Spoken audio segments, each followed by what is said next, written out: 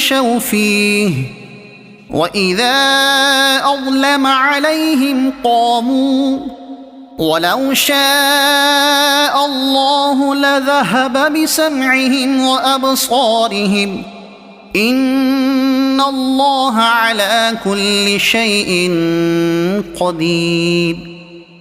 بجلی یوں معلوم ہوتی ہے کہ ان کی نگاہیں اچک کر لے جائے گی، حالت یہ ہے کہ جب کچھ روشنی ہوئی تو اس میں چلنے لگے، اور جب ان پر اندھیرا چھا گیا تو کھڑے رہ گئے، اور اگر اللہ چاہتا تو ان کے کان اور آنکھیں سلب کر لیتا، بے شک اللہ ہر شے پر قادر ہے۔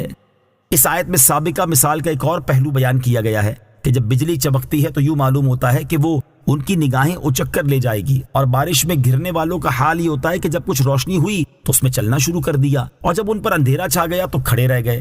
یہی حال منافقوں کا ہے کہ وہ اسلام کے غلبے، معجزات کی روشنی اور آرام کے وقت اسلام کی طرف راغب ہو جاتے ہیں، اور جب کوئی مصیبت پیش آتی ہے تو کفر کی تاریکی میں کھڑے رہ جاتے ہیں اور اسلام سے دور ہونا شروع ہو جاتے ہیں۔ اور جس طرح اللہ تعالیٰ نے ان کے باطنی کان اور آنکھیں سلب فرما لی، اسی طرح اگر وہ ان کے ظاہری کان اور آنکھیں بھی سلب فرمانا چاہتا تو ضرور انہیں سلب کر لیتا، کیونکہ وہ اس پر قدرت رکھتا ہے، اور اس کی شان یہ ہے کہ وہ ہر چیز پر خوب قادر ہے۔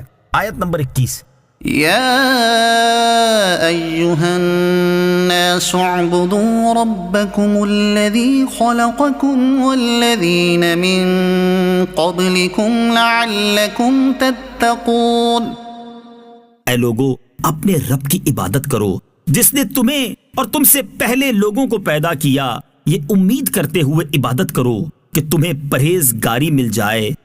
اس آیت سے تقوی حاصل کرنے کا طریقہ بتایا جا رہا ہے، اور وہ اپنے اور سابقہ لوگوں کے خالق رب کی عبادت و اطاعت کرنا ہے۔ اہم باتیں: عبادت اس انتہائی تعظیم کا نام ہے جو بندہ اپنی عبدیت یعنی بندہ ہونے اور معبود کی الوہیت یعنی معبود ہونے کے اعتقاد اور اعتراف کے ساتھ بجا لائے۔ نمبر 2، مومن کو عبادت کا حکم اس معنی میں ہے کہ وہ اپنی اطاعت و عبادت پر قائم رہے، گناہوں سے باز آئے اور کامل اطاعت کرے۔ کافر کو اس معنی میں ہے کہ پہلے وہ سب سے بنیادی عبادت یعنی ایمان لائے، پھر دیگر عبادات بجا لائے۔ منافق کو اس معنی میں ہے کہ وہ نفاق چھوڑ کر اخلاص کے ساتھ ایمان لائے اور عبادت کرے۔ آیت نمبر 22۔ الذي جعل لكم الأرض فراشا والسماء بناء وأنزل من السماء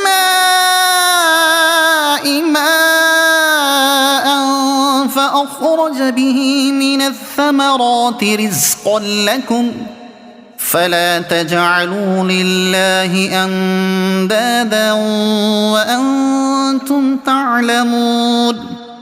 جس نے تمہارے لیے زمین کو بچھونا اور آسمان کو چھت بنایا، اور اس نے آسمان سے پانی اتارا، پھر اس پانی کے ذریعے تمہارے کھانے کے لیے کئی پھل پیدا کیے، تو تم جان بوجھ کر اللہ کے شریک نہ بناؤ۔